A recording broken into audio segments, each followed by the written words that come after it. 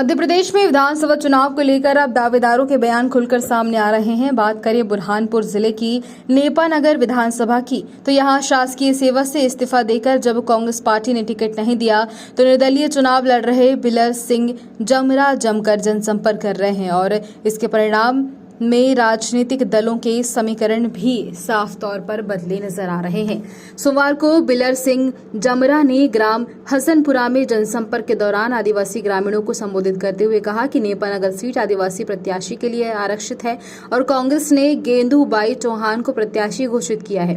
उन्होंने कहा कि गेंदूबाई ने एक और आदिवासी पुरुष से विवाह कर लिया है, साथ ही गेंदूबाई अनपढ़ भी हैं। बिलर सिंह जमरा ने कहा कि गेंदूबाई को ढंग से बात करना नहीं आता तो वो क्षेत्र की समस्याओं को विधानसभा में कैसे रखेंगी।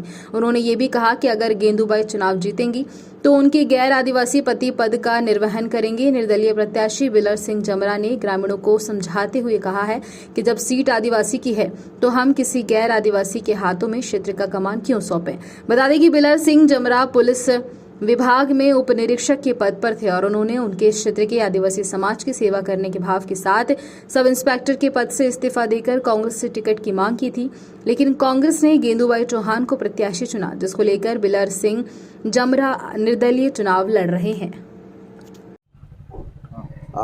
जी बताइए, आपने पुलिस की नौकरी को त्याग करके पुलिस की नौकरी को छोड़कर आप राजनीति में आए और कहीं ना कहीं अभी अच्छा समर्थन मिल रहा है लोगों का और बहुत चर्चाओं में आप क्या है पूरी क्या सारी चीज़ें बताइए।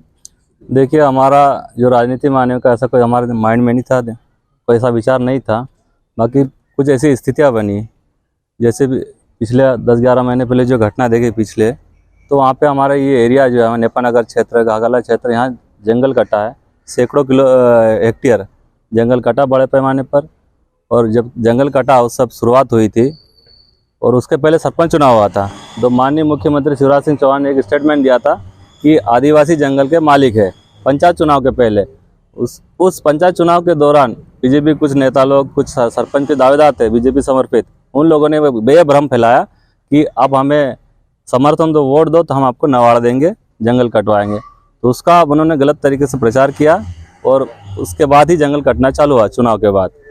तो उस समय जब जंगल कटा तो हमारे जो विधायक थे, हमारे प्रतिनिधि थे, सांसद थे, वो लोग अगर पहुंच जाते हमारे आदिवासी भाइयों के पास, अगर वो समझाते कि आप जो कर रहे हो कि जंगल काट रहे हो ये गलत है, तो हमारे जो आदिवासी भोले वाले लोग हैं उस समय जंगल काटना बंद कर देते। शुरुआत में मतलब अगर बोलते थे कि जंगल नहीं कटता, जो आज है सैकड़ों हेक्टेयर ज़मीन जो जंगल कटा वो नहीं कटता।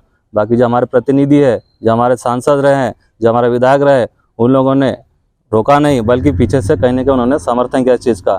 तो ये सब बड़ी घटना हुई तो हमारे जो सामाजिक संगठन है, आदिवासी एकता संगठन है, आदिवासी दलित जागरण संगठन है, भीमा आर्मी है, हमारा जय संगठन है, इन लोगों ने बोला कि भैया हमको ऐसे विधायक नहीं चाहिए, क्योंकि इस बार ऐसा कहीं ना कहीं लग रहा है कि अभी भी ये लोग दावेदारी करें और टिकट इनको मिलता हुआ दिख रहा है। एक तरफ गेंदूबाई चौहान, सुमित्रा अग्रवाल और दूसरा सुमित्रा कासडेकर का नाम चल रहा था। तो हम इन्होंने कहा कि हमारे समाज का पढ़ा लिखा योग्य उम्मीदवार चाहिए जो समाज को सही दिशा दे सके। तो समाज कहीं गलत रास्ते पे जाए तो उसको सही रास्ते पे लाए, सही मार्गदर्शन देने वाला चाहिए। सोच विचार करने के बाद ही हम लोग चुनाव मैदान में उतरे हैं।